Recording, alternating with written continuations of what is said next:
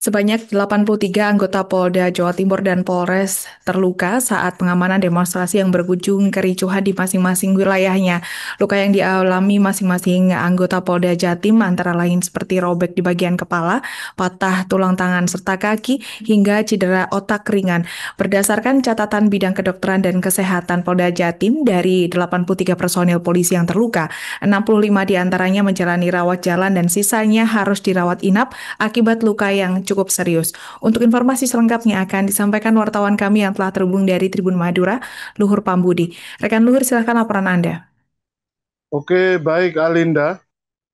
Sejumlah 83 anggota Polda Jawa Timur dan Polres jajaran dikabarkan terluka ringan dan berat selama mengamankan jalannya demonstrasi yang berujung kericuhan di masing-masing wilayahnya.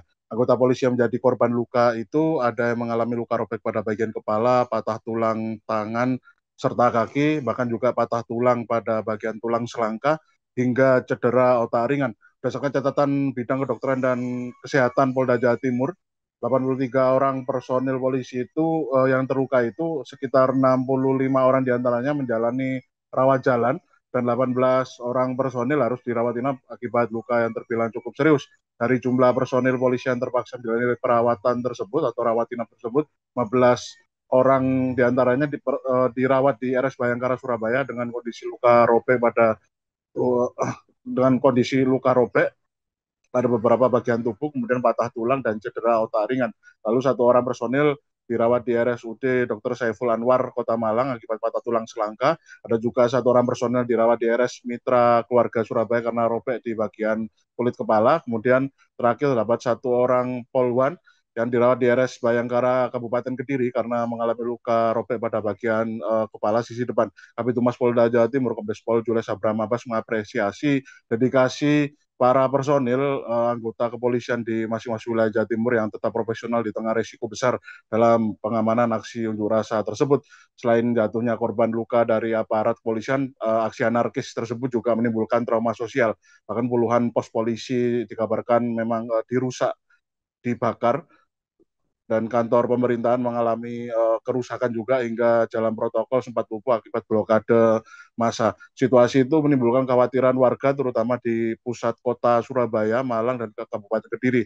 Sehingga Kabid Humas Polda Jatim menegaskan pihak Polda Jatim berkomitmen untuk tetap menjaga stabilitas keamanan negara bersama seluruh elemen masyarakat. Termasuk juga pihaknya atau Polda Jawa Timur juga mengimbau masyarakat agar tidak mudah terprovokasi pihak-pihak yang ingin memecah belah persatuan dan kesatuan.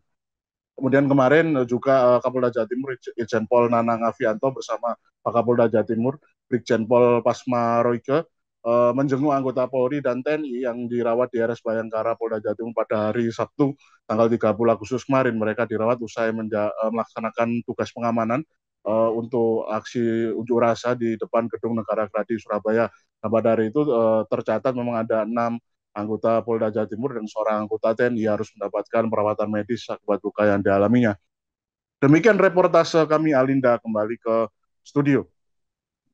Baik, terima kasih rekan Luhur Pambudi atas laporan Anda. Selamat bertugas kembali. Untuk melengkapi keterangan kami, pemirsa, berikut wawancara bersama Kabid Humas Polda Jatim, Kombes Pol Jules Abraham Abbas. Korban luka dari personil yang terlibat dalam pengamanan unjuk rasa. Adapun berdasarkan data yang telah kami himpun dari bidang kedokteran dan kesehatan Polda Jawa Timur, diketahui terdapat sebanyak 83 orang personil Polri yang mengalami luka-luka, baik luka ringan, sedang maupun berat. Terdiri dari 65 orang rawat jalan dan 18 orang. Download Tribun X sekarang, menghadirkan lokal menjadi Indonesia.